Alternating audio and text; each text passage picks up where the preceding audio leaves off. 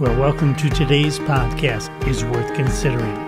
I'm Pastor David, the assistant pastor at Bethel-Gilead Community Church, also known as the Church on Block Road. Does it seem to you that life is a bit out of control? Or if you think so, you're not alone.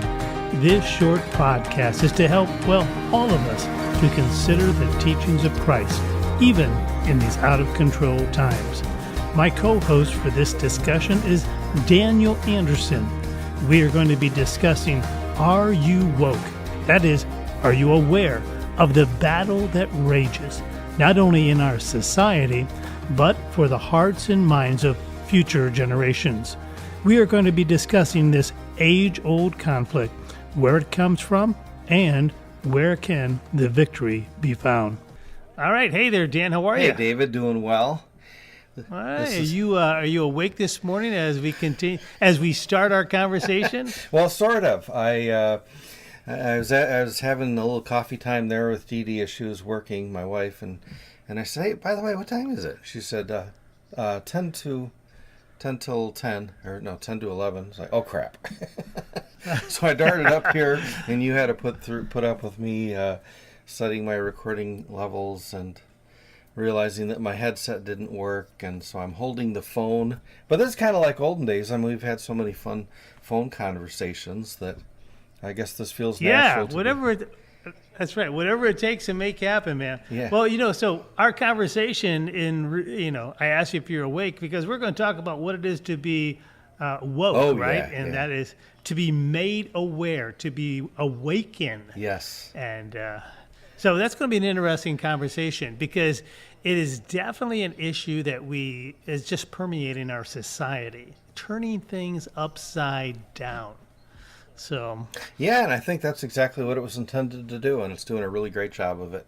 Yeah, and so with that said, intended to do, and so in order for there to be an intention, there must be someone who is intending to get this to turn things upside down. So what do you think? Who is behind all of this?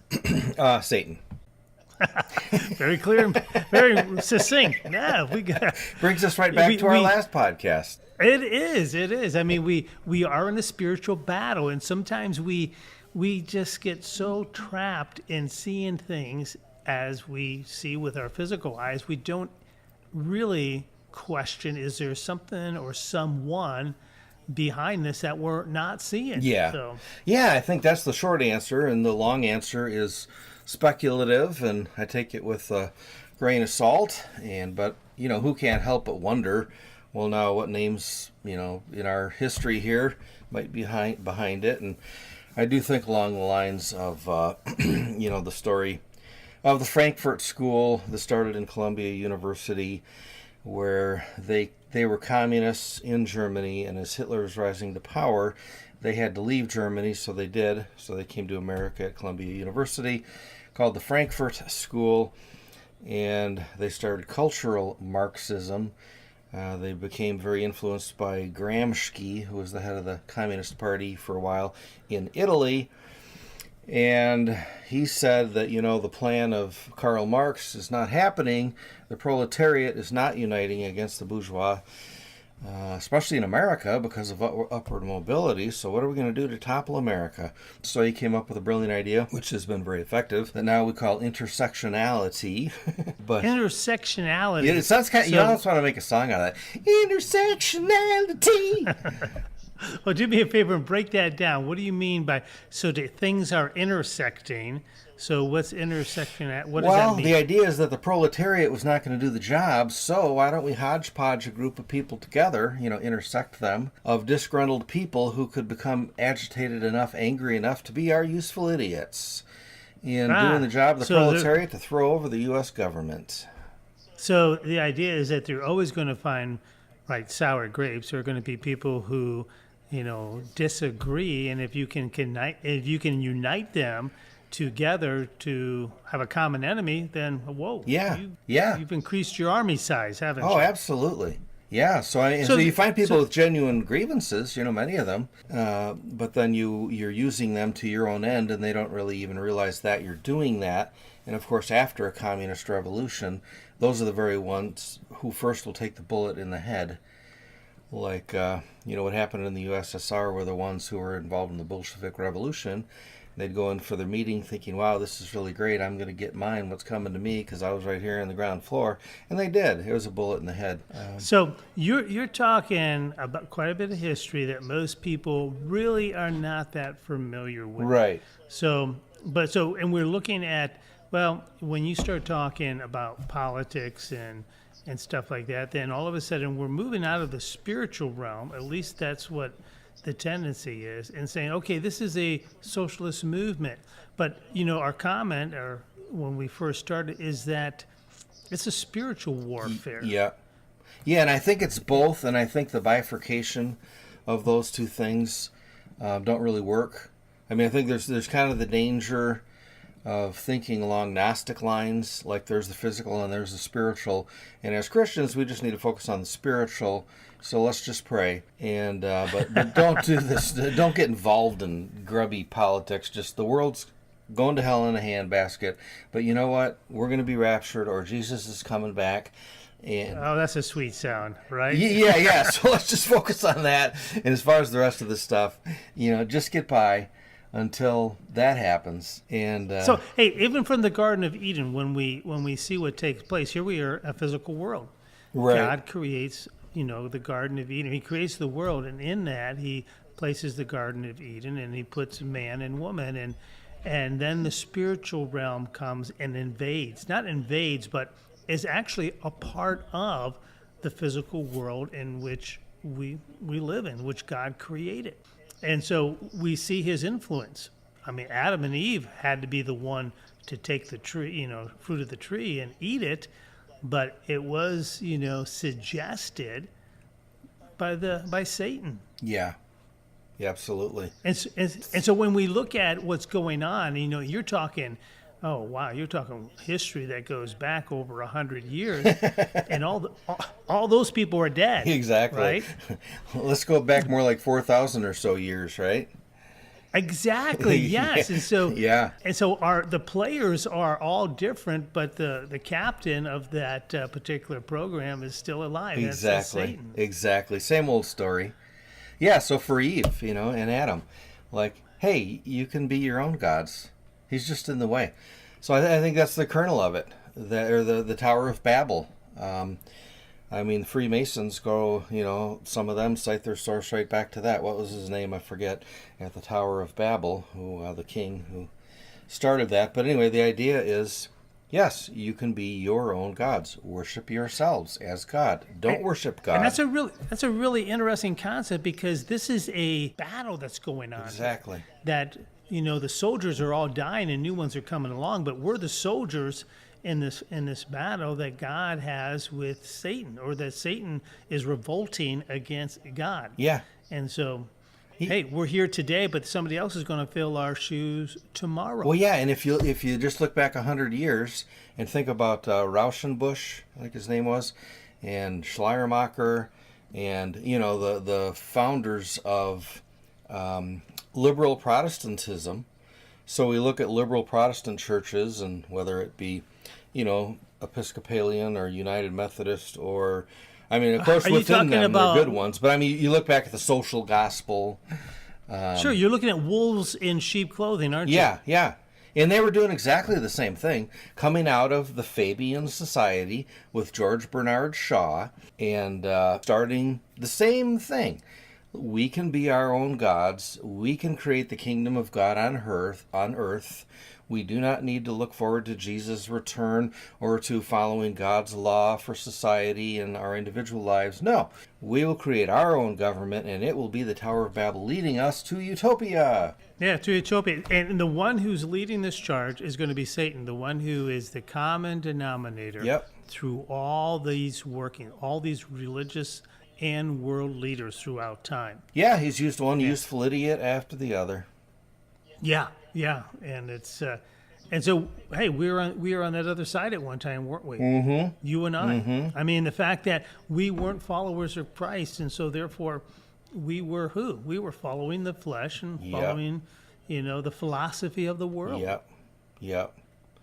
Yeah, the same thing. I was just reading First Maccabees a little bit, given the history of about 135 or whatever, 200, somewhere in there under Alexander the Great, where he took over Israel, among other things, and he dies, and the 4 generals come, and so one of them is Antiochus Epiphanes, and so he's requiring, no, you are not going to worship at this temple like you've been doing.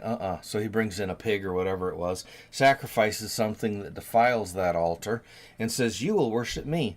And he said to, what was his name, one of the Maccabees' sons, Judas or something, you worship me. And, one Jew, a Hellenistic Jew, jumped in there, I will. And he did, and Maccabees actually stabbed him, and then turned around and stabbed the German soldier, the official. And then some people revolted, killed some more, and then they fled to the hills. But the long and short of it is, though, they ended up getting their temple back. So I'm not advocating violence here, but I mean, this is history, and it's the same old story. Satan brings about his people to establish their kingdom, their way of worship. You better get in line, or you're going to lose your job, you're going to lose your reputation, whatever. You're going to lose your life, ultimately. So really, what you've done for us here is that you've kind of given a historical context in which we can go back and see how really the battle has continued on in much the same way it always has. It's changed its, strategies a bit, but the purpose is it remains well established.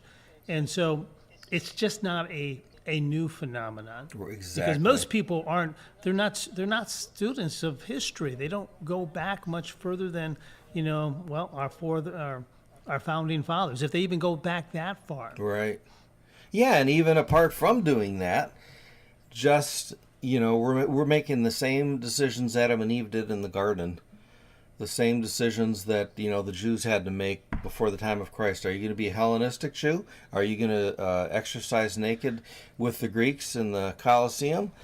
And that's the wonderful thing. So you have a Christian view, which is that we take the scriptures, old and new, and in there we can see the story as how it was laid out, how God intended the world to be, and how Satan interfered, and why there is a fall, why there is death, why there is suffering, and why there is a continual battle that goes on, that each person thinks it's individual. They think it's just them. Yeah, just party on. I mean, just think of like when Moses was going up to receive the 10 Commandments, and then right away, what do they resort to but their paganism, which included the debauchery and the orgies and the drunkenness and woohoo. Yeah. We can live it up. And they create their own religion, Yeah, things haven't changed, have they? they? No, same old story.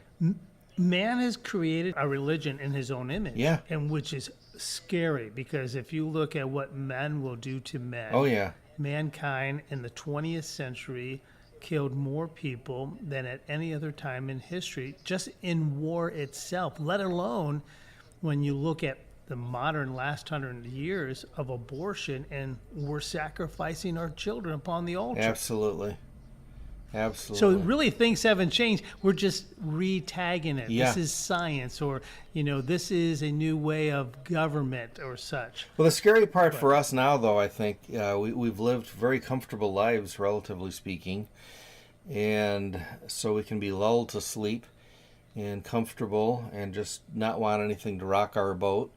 We become Epicureans. Really, the purpose of life is just to have peace of mind.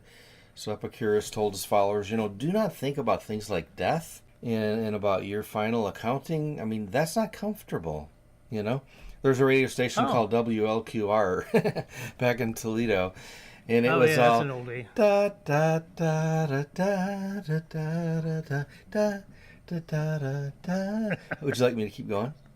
No, that's enough. Is that enough? Okay. We got You get the feel. Elevator music.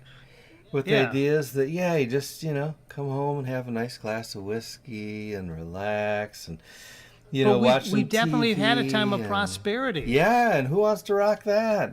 Just enjoy. Don't be thinking that's about the problem, these disrupting things. People are rocking it. That's the problem. They are, yeah. When we look at today and we look at what woke is today, that time, which everything was established, is this a time of peace and prosperity? Yeah. the counterculture is turning that all upside down. So Yeah. that's kind of like taking this idea of what you kind of discussed in history, and actually from the very beginning of time, we see in Genesis, and we see it in the history of Israel. Yeah. Now we are seeing it in this country. Well, yeah. And they warned us, too. It's kind of like back when I was in high school, you know. We will rock you. Boom, boom, boom, tish, boom, boom, tish. We will. Yeah. You want me to keep going? No. Enough? Okay. So we lived in a time of we were talking about that, a time of peace and prosperity. After we came out of the Vietnam War, we pretty much, we've had some wars in Afghanistan and other things, and we have lost American lives, but nothing like it was in Vietnam. Right. And during that time, where we should be preparing, okay, because the world is never a safe place. Spiritually speaking, we're just kind of taking our ease, and now we're kind of caught off guard. Yeah. After COVID hit, everything just seems to have exploded. Yeah. Yeah, and that kind of takes us in this direction where initially we talked about this somewhat. I don't know if I could read a short paragraph I wrote here. So is that all right? Sure. What's it about? Let's see. Evangelical Christian DEI wokeism. I mean, the idea of going to sleep and being asleep at the wheel and actually having the wolves among you. So I put all this. See, that's a really good inverse. But I'm going to let you read that, but let me just interject here. That when, woke society, counterculture is in our face, and when it's so blatant, we can say and recognize, oh, okay, this is not anything to do with who we are. But wokeism really kind of slips in the back door. Yeah.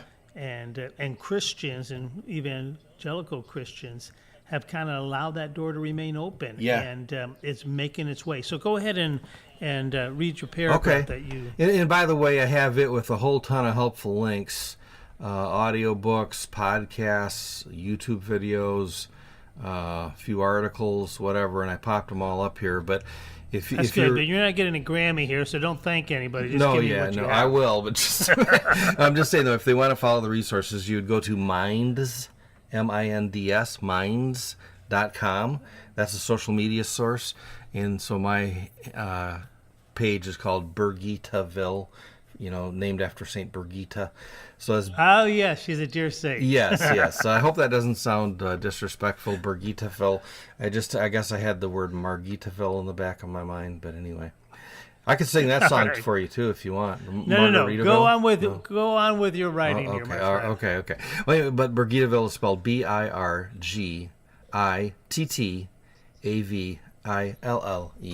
Okay, as a Roman Catholic, I've diligently stayed abreast of troubling trends and actors within the Church, the Catholic Church, hoping to warn other Catholics of the traps and snakes around us, ones they're typically unaware of. Evangelical family and friends, too, even the normally well-informed and serious ones, I'm finding, not you here, David, but others, family members I am finding are unaware of the evil within their own camps. Here's your red pill. Your church, family, nation, business, school, and culture are under existential threat. The least you can do... Let's stop. Existential. Yeah. A lot of people are not going to understand that 25-cent word. Sure. What is existential? Well, just its existence.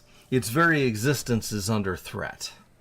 Okay. And I'm not trying to be hyperbolic here either. I'm not trying to, speak over the top.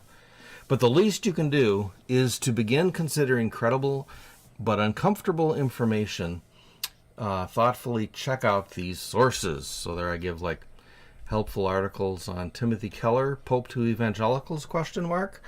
So a few articles there, and then helpful YouTube videos, helpful podcast episodes from Sovereign Nations. That's a podcast that would really get you up to speed on this wokeism stuff within the Church, Catholic and Protestant. Sovereign Nations. Helpful reading books on Amazon. So there's several of them. One of them, Christianity, Social Justice, Religions, in conflict. Anyway, So there's several break of it them. down for us. Break it down for us. Well- people are not going to necessarily go to those, so some may. Okay. But from what is wokeism today, and how is it in the church? Where do you see it? Yeah, it is okay. So first of all, the word wokeism, like you said, is becoming awake. I mean, heck, who's got a problem with that, right? And the same sort of thing, like, well, Black Lives Matter. Like, yeah, duh, of course, you're a Christian, right? I mean, they matter, of course. But anyway, when you realize, okay, no, really, I mean, Black Lives Matter, that actually is an organization, started by, in their own words, serious Marxists, and they are witches, who practice incantation, necromancy, talking with the dead, calling up the dead. They say so themselves. That's why, say the name, say the name. Yeah, but most people don't care about that. Most people are about the social issue, which is the forefront of what they're talking about. For example, let's take Black Lives Matter. Let's leave one thing at a time, right? Yeah. So how is Black Lives Matter such a bad thing? Don't Black Lives matter? Yeah, absolutely, Black Lives Matter. But too often we tend to take the sound of it and go with the common sense meaning, which is what they want us to do, and then entrap us in it. And then, yes, send your money, by the way, which was not accounted for at all with the IRS. Try that yourself. You will be in prison. And in their case, no, that's fine. So they kind of wrap that under the title social justice, don't they? Oh, yeah, the same thing, yeah. So, I mean, do you not want justice for society? Come on, get real. Yes, of course I want justice for society. But when you use that term, social justice, well, you could look at it with, papal encyclicals back from 100 years ago, and to where, yes, they take that word seriously, but the way it's used today, social justice, no, what it means is basically socialism. What it means is redistribution of wealth, which is, it's not Christian charity, but Christians are sucked into that. Of course we want to be charitable. I'd hope, right? But no, we're not talking about charity. We're talking about involuntarily having your wealth redistributed as the government decides. Okay, this is the piece that most people are not going to be able to grasp, because that's not necessarily how they're seeing the argument. They're busy with their lives. Yeah. And they're working and stuff like that. So the idea is that we want social justice, and that's a phrase, even in the idea itself, that we would tag anything onto the term justice. Right. Is a cautionary thing, because, if it's social justice, well, what's the difference between social justice and justice? Yeah. And it's just simply going to be, we're going to hyper-focus on one particular area, meaning that, hey, society is wrong. Society is oppressing people. Society is geared for the success of one racial group compared to the putting down of another racial group. And so when they're talking about social justice, shouldn't we deal with these social issues of prejudice and stuff like that? Yeah, absolutely. But the problem is not to fall into their terminology and thus have the card already stacked. The deck has already been stacked. In that they'll have you speaking in the common terms, collectivist terms. So collectivist terms, you look at people as collections, as groups, not as individuals. So this is the same thing as the old social gospel of 100 years ago. That's a really interesting point. When you're talking about not talking about people individually and their individual responsibility, but you're simply categorizing people by race or by gender or by how they view themselves. Yeah, so it's not just at all. Now, normally when I say a thing like this, I'll need to have like a 10-minute rant explaining, no, I am not a racist. I disavow all racism. Yes, I believe that Black Lives Matter. Blah, blah, blah, blah, blah, blah, blah. But anyway, I'm going to save all of the, all of that, whatever you call it, preamble, and just say, yes, I believe all lives matter. Yes, I believe we're all in God's image. Okay, absolutely. Yes, I believe in charity. I believe in love. I believe in treating others in equal respect. All that. There we go. Absolutely. Now, anyway, that all being said, what is being called social justice and regarding race here is not justice at all. It's grave injustice. And it's looking at people collectively. So you, as a white person, are guilty, period. Oh, no, but it doesn't matter what you say about how the heroic acts and the self-sacrificing acts that you've done for people of color, that does not matter. What matters is your melatonin level is wrong. You know, we're all one race, the human race, right? But we have different ethnicities. And so your ethnicity has too much melatonin in it, so we call you Caucasian. You are guilty, ipso facto, end of conversation. So there's no salvation. The problem is, Dan, is that you are way too far ahead of the common listener, okay? Sure. And when you go back to the things in which you declare that you believe in, right? You're pretty much restating Christian values. Yeah. How God views justice in humanity. Right. And so in this world, there's only two views. There's the Christian view, and that means Christ's teaching, how he views the creation of the world, the fall of man, its redemption, and how men are to live in this world. And then there is the worldview, which is anybody's worldview they want to. Yeah.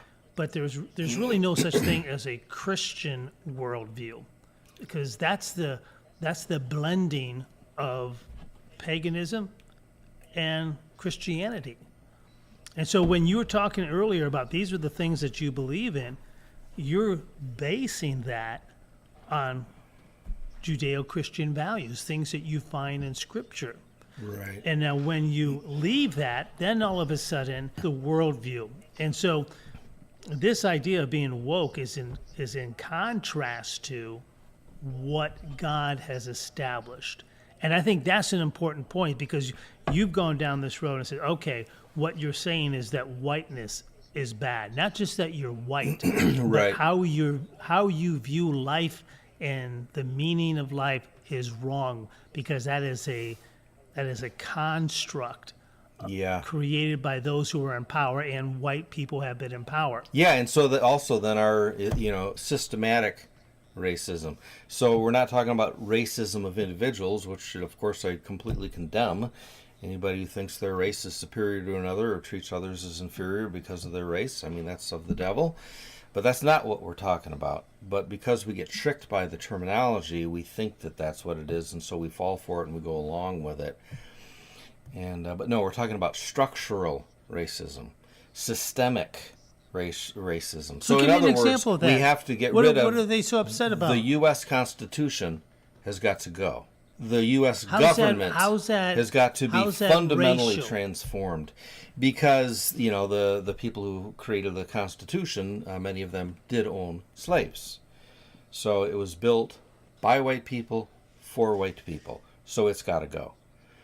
So in other words, this is just a great way to overthrow. If you're white, you can't talk about anybody who's not white. Is that the idea? Yeah, absolutely. I mean, you're told in no uncertain terms in certain many training seminars, which, by the way, are backed by many federal agencies, that as a white person, you are guilty. You need to be quiet and listen. Even if you're being yelled at and excoriated, you take it because you deserve it. And any of this kind of talk, but no, really, I've been very self-sacrificial and no racist whatsoever. I've been really an anti-racist and all this. And okay, that just then goes all the more to prove that you're a racist. So in other words, it's an irrefutable theory. Let's stop for 1 second here, okay? Because if you're white, and therefore everything that's been established by white has to do with benefiting, the race, the white race. And now, if you're saying, okay, the only people who can speak are people who are not white, then they're going to do the exact same thing that they're accusing the white people of doing. Oh yeah. So it's an impossibility to create a society that is not going to be directed to helping a particular race of people. Yeah. That's the philosophy in which they hold. Yeah. So why in the world will we listen to them? Because if we're we tricked. know where this is going to go. We're tricked into it. We're guilted into it, and we do not see where it is going. That is a huge piece. Let's talk about that, because I think that is really an underlying piece, is that we do have a sense of guilt. Yeah. And guilt can be true, or guilt can be artificial, and many times it's both true and artificial. Right. So what I mean by this is that I know, as a white person, absolutely, I've had advantages, okay? And I know that because of my whiteness, that has allowed certain doors to open for me where it would not have been open for others. And I'll give you an example. I worked for a company that, for the most part, sold products to white businessmen. They would not hire a black salesman. Why? Because they knew that that their sales would go down. And you would hate to say that, but they judged their customers quite well. And knowing those customers, I would say, yeah, you're probably right. If we sent a black salesman into their shops to sell something, they would probably not buy from him, simply because guess what? He's black. Right. And I would say, yeah, there is white privilege, and I've benefited from that. Now, what's the remedy of that? Okay? Right. Is the remedy, that's the question. I mean, I think there's legitimacy to part of the argument, and matter of fact, that's how this guilt is created, because there rings of some truth. Now, with that comes a whole boatload of lies, and I would say also false guilt. Well, that'll be it for today, but thank you for spending time to listen to today's podcast. This was the first in the series, Are You Woke? We hope you continue to tune in and don't drop out as we end part 1 of Woke. We have more to discuss, but it will have to wait for a later time. Until then, well, go out as God's ambassadors commissioned to a world in desperate need of the gospel. God bless.